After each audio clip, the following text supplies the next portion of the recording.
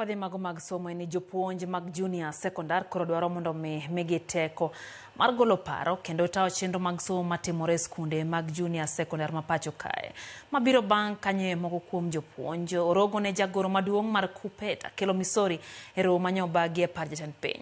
Kalure kod jopuonj go kuom higni 3 koro osethirgi kendo duondgi ok winji kata matin. Yuto mondi tere kod ler. Thank you. En koko ma okel bang' jagoro maduong' mar KUPPET golo paro mondo mi itim lokruoge kaka itayo somo mag junior secondary e romo manyo okelo kanyakla jopuonje kar dak mar jatend piny. Mana seche bang' romo ni, moko kuom jotelo mag jopuonj junior secondary owuok mar seyo ma okalo riwruok mar jopuonj mar KNUT magikoni ne ok omiyo telo mar KUPPET thuolo mar chwalo pachgi. Jopuonj gi koni ne gin gi geno ni romo ni dhi duoko geno margi e wi weche magisebedo ka gigombo mondo mi olokre ahinya to kaka itayo somo mag junior secondary pacho ka. That addressed a number of issues which to them they felt that were necessary. And my disappointment is when it was time for KUPPET. I think there was a lot of bullying. It can show you the picture of what is happening in the schools there. There's lack of open-mindedness, there's lack of goodwill. Jopuonj gi koni moko kuom ywaruok magin go kod telo mag skunde mag primar oriwo kaka itiyo kod omenda mar somo mag junior secondary. E atamalo ma udhuro mag skunde gi, jopuonj gi ywak ni pesa ok kony jopuonjre kaka owinjore. Bende gi koni nitie weche mathoth ma ok giromie kanyakla kalore ni magi gin skunde 2 marang'eny mar somo gi bende opogore. Capitation, for example, provides that every school be provided with electricity. Every junior school, there's electricity, there is internet.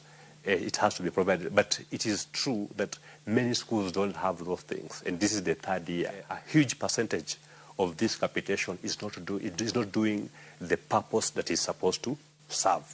It is serving individuals. Unapopatiwa pesa, unapopatiwa kitu cha serikali, lazima kuwa accountable. So we were also pushing for accountability. Yeah, because right now the government and the TSC is more concerned about what the teachers are doing, but not for how the learning is taking place. Paro matelo mar riwruok machielo mar KNUT okwedo kendo diro oko ka girido ni report mar Profesa Munavu Nyakalu. Report ni emane oduoko somo mag junior secondary nyaka e skunde mag primar bang' tend Uhuru Kenyatta wuokia peace. Schools need board of management. Board of management, jagochi gin principals and the head of institutions. And therefore, chenro mag tiyo resources gi jo board to call principals mabende sa mo wuoye kodini. Heads of institutions are more qualified to run junior schools because all of them are graduates. So we want to call on jowadwa moko musiko wacho ni chenro mag somo junior schools nonego tere lewo machielo. Kanyaka sani to riwruok ma okelo kanyakla jopuonj mag JSS mano KUPPET to koni owinjo pog telo mag junior secondary kod primar nono to weche biro muoch mbele. Gima yudo ka jopuonj ma jo junior gidwaro ni mondo gibedo autonomous. Koro gimiyo gidwaro ni gibedo autonomous. Gise ni structure moketgi ni gitieno. Gise neno ka en structure ma ok ginyal tiyo.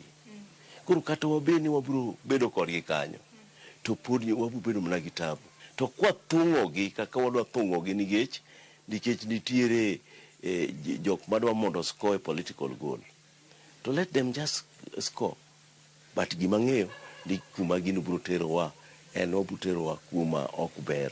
Romo mar jatend piny kod riwruok mag jopuonj nyo ok omulo lwenyni ka koro dwaro nitie mondo mi obag twak mabiro kelo winjruok. Judith Omondi, Ramogi TV.